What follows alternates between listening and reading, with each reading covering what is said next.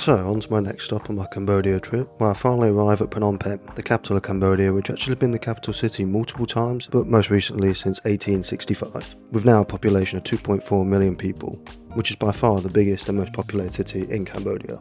Checking into the cheapest place so far on this trip at $10 a night. But I mean, it does the job, and there's a cafe downstairs, so it'll do just fine, I think. Then going straight to one of the biggest tourist attractions here in the capital, a 25-metre high man-made hill that's always had numerous shrines and temples since it opened in the 14th century. But now it has temples, statues and a park surrounding it with other mini temples and monuments spread out. But in the centre of the hill there's of course the main temple, and behind that the monument itself standing a total height of 46 metres. It's pretty tall. And below that there's a gift from China that they received in the year 2000, a giant clock that measures 20 metres across in size. Then after walking alongside the river and through the Riverside Park that they've built here, I got closer to a temple that's right before the Royal Palace, and that was about the area I first got told the tourist lie trap, or whatever you call this little scam. A tuk-tuk driver will approach you very friendly and ask you if you're going to a temple in this location, normally the Royal Palace. This happens a lot, and they'll say it's closed because of religious or Memorial Day, and you should do a trip with them in the meantime until it magically opens later on in the day, because it happened a few times this to me, and that's probably because I'm a white British tourist and they think extra dollars, but hey, best example I experienced was guys outside the Royal Palace with a fake opening and closing time sign. So just check your times online before you head out there. I mean, the first time they tried this for me, I could literally see a fellow white person exploring the temple grounds inside of where I'm getting told is closed. Yeah, that's not going to work. But I didn't go see the palace today anyway. Not because it's closed, because I need to wear trousers or longer shorts apparently. So I'll be back tomorrow to venture around the Royal Palace, since I'm sure there's loads to see inside. Then I walked through the park nearby, dodging tuk-tuk drivers, trying to take me places I've never seen before. They have another Cambodian-Vietnamese monument here in this city too, and that's every city I've been to so far in Cambodia. And also the same with the Independence monuments. Then on my way back the rain started, and I nearly made it back dry, but I was a few streets away.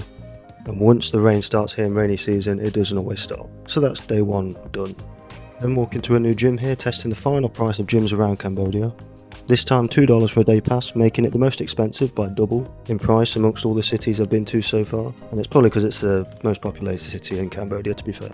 After the gym I had a look around the Russian market, which seems to have everything and everything you can think of, as these markets tend to.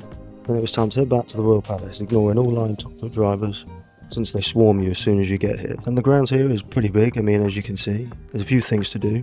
First, the Royal Palace itself, with obviously other temples and gardens surrounding the Royal Palace. Well, at least the parts that are open today. The Royal Palace itself, you're not allowed to take pictures. I've seen a few people get told off, even though it does say it on a sign next to the door. After looking around with my own eyes into these temples, I moved along to the next part of the grounds, where this $10 ticket allows me to get into as well. And yeah, that's the entry price, so pretty pricey, especially compared to the one in Bangkok, for example. And Cambodia is meant to be cheaper. I guess not in this case though. Walking around, there's a model of Angkor Wat, kind of the symbol of Cambodia. I mean, they have it on their flag as well, if you haven't noticed. Then other statues, monuments, things to see, as well as other temples you can't take pictures inside of. But I'm sure if you googled, they'd all come up anyway. I'm not sure what they're trying to hide. And around everything in this giant square, there's walls that are covered in paintings that are over 100 years old. Some of which haven't lasted the test of time, as you can see, but there's shade all the way around while you can look at these, so it's a much needed break for at least me anyway.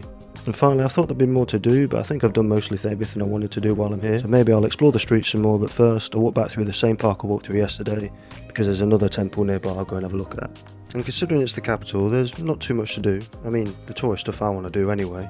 And also, just to peel back behind the curtain a little bit, I actually spent 10 days in Siem Reap, 6 days in Battambang, and 5 days in Phnom Penh. So 3 weeks in total for Cambodia for this trip. And I guess as a recent tourist travelling Cambodia, my quick overall thoughts definitely surprised me. The views and nature are pretty amazing, locals super friendly, and it's cheaper than Thailand, so I guess there's some truth to that myth or stereotype. And Siem Reap was definitely my favourite city I visited. The only thing missing was a beach, but I guess I can't complain too much, that's just personal preference. So I guess that just means the next time I go to Cambodia, I'll check out the beaches in the south. So yeah, that'll be fun. But that's it for myself visiting Cambodia.